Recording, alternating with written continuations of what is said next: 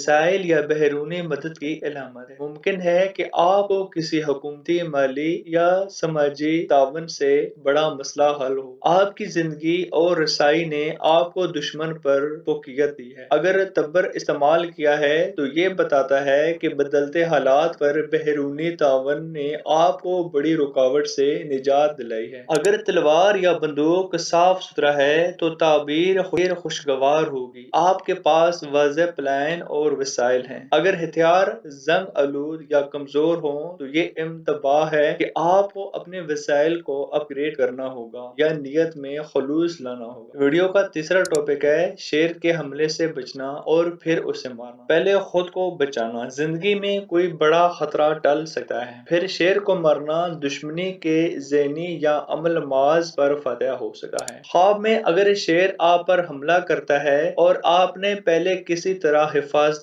तदबीर इख्तियार की, मसलन पहले छपना या दौड़ लगाना, तो ये देखें तो आपने बरे वक्त मुश्किल हालात या किसी साजिश को पहचान कर अपनी जान बचा ली है। ये आपके होशियारी और ध्यान देने की अक्कासी करता है। जब आपने बचकर किसी महफूज मकाम पर जाकर अज़म किया और फिर वापस जाकर शेर को मारा है, तो ये बताता है कि आपने नरमी और हिकमत से इंतकाम और दुश्मन को शिकस्त दी है। सादा तौर पर भाग जाना ही नाकाफी होता है। इससे 2 पेज बदल कर हिसाब किताब सूबह बंदी करने के बाद दुश्मन का मुकाबला किया। शेर के हमले को टाल देना रूहानी लिहाज से ये भी इशारा करता है कि आपने अल्लाह की पनाह ली आयतुल कुर्सी और सूरत नास पढ़ने से। फिर जब आपने दुश्मन का सामना किया और शेर को मारा तो ये इस दुआ की कबूलियत की अलामत हो सकती है। औज़ु बिकलिमातिल्लाहि तक़ामाति मिन शर्रिल मा